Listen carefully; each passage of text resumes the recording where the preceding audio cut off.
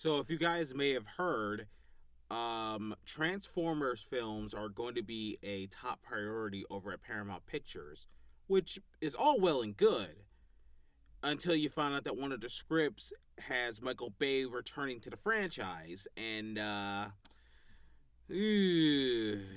Okay.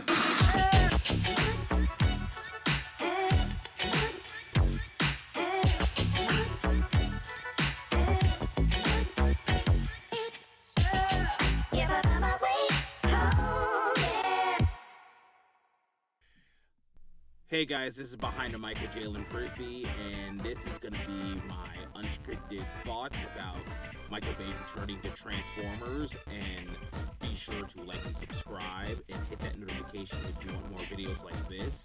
And I'm sorry if I've been busy recently. But anyways, let's get to the video. So yeah, it looks like Michael Bay is returning to Transformers to direct a new movie, and am I excited for that? No, I am not. I was perfectly fine with him not coming back to direct a movie because, well, I was doing fine, and I feel like we were doing fine with the movies that were not directed by him but were executive produced by him, where he could be a more hands-off kind of guy. I just don't understand why they decided to think this was a good idea. Oh, and well, I think I do know why. Well, because one, Transformers 1 failed at the box office, and I feel like this is Paramount having like oh no, we need to find someone who will make us money.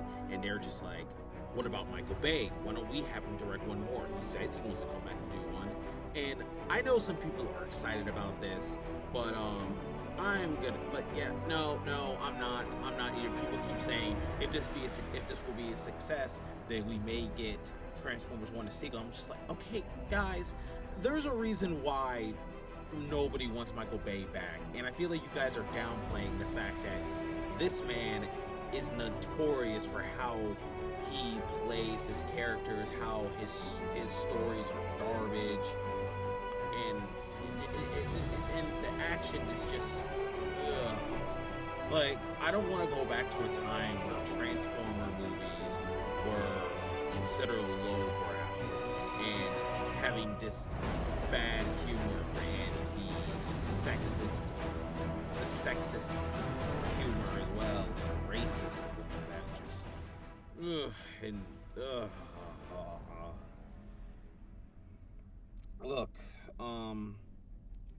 say what you will about Transformers Rise of the Beast, how people say that it's a Michael Bay movie without Michael Bay, and that may be so, but I actually like Rise of the Beast.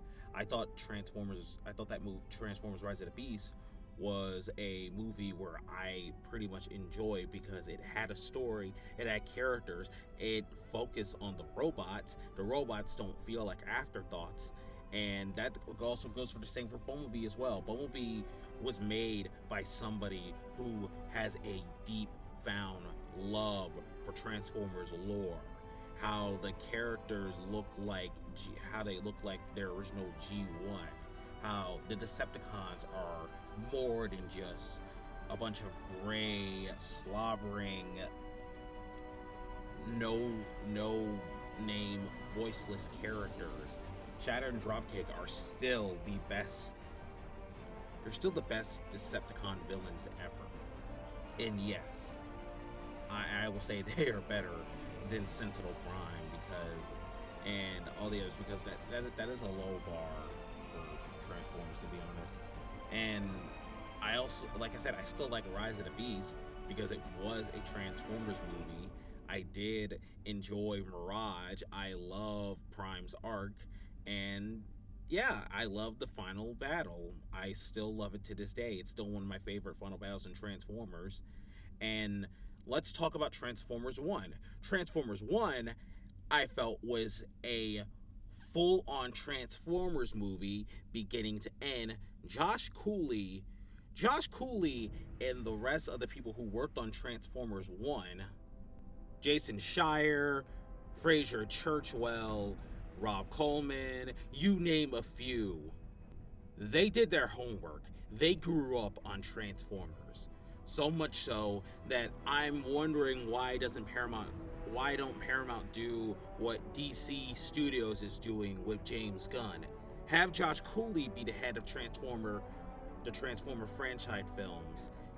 Have somebody who knows their shit. Maybe if Michael Bay is directing this movie, maybe have Josh Cooley come on like as an consultant, consultant. My bad, guys, my bad.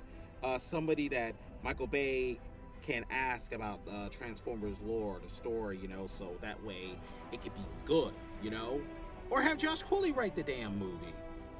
Because seriously, I'm more excited for the live action film by that guy than I am with Michael Bay, because I'm just not. I don't want to go back to that time where the Transformers are seen as disposable, even though it's their franchise. Look, I still like the first Transformers movie, I felt like if it was just that movie, then I felt like it could have been viewed better than it is now. But since we have crap after crap like Revenge of the Fallen and Dark of the Moon, though some people still like that, and I'm just mad about it. I kind of mix going forward. And then we have Age of Extinction and The Last Night. Well, now let's be honest. Those two movies should never existed. Like, I know they have their fans, but if it was just the first Transformers movie, Revenge of the Fallen, and Dark of the Moon, and then Bumblebee would have rebooted the franchise, I'm pretty sure the Transformers film series wouldn't have this problem, but it did, because they decided to bring Michael Bay back, even though they could have just gotten somebody else new. And 2014 was around the time that MCU was the reign supreme when it comes to comic book movies and summer movies going forward, because they had character development, they had story, and Transformers was like a thing of the past in terms of that, because the Transformer movies were in an era where substance mattered over story. That's why people liked them. They were mindless blockbuster popcorn movies that people could watch in the summer, and it still made money. But when Age of Extinction happened and people were starting to catch on, because if you take a notice, Age of Extinction pretty much only had 245 million at the box office, which may seem like a lot of money, but compared to Dark of the Moon, which made about, I think, over $300 million, which is a bit of a decline, but that's still greater than what Transformers Age of Extinction is. And it was because people were starting to catch on about Michael Bay. It didn't really help that the Romeo and Juliet law was in that film, and that's what only everybody was talking about. Seriously, Michael Bay, why did you think that was a good idea?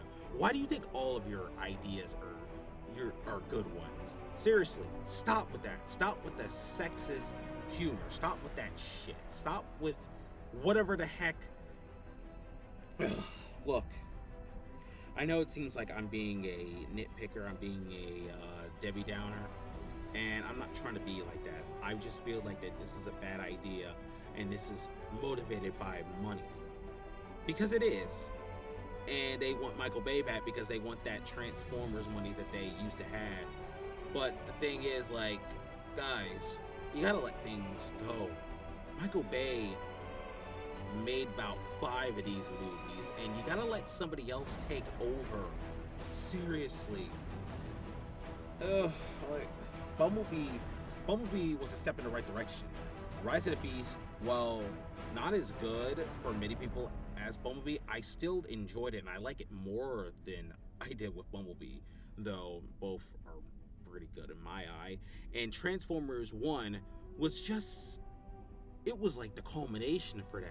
It was a movie that understood everything about the lore. It had a great story.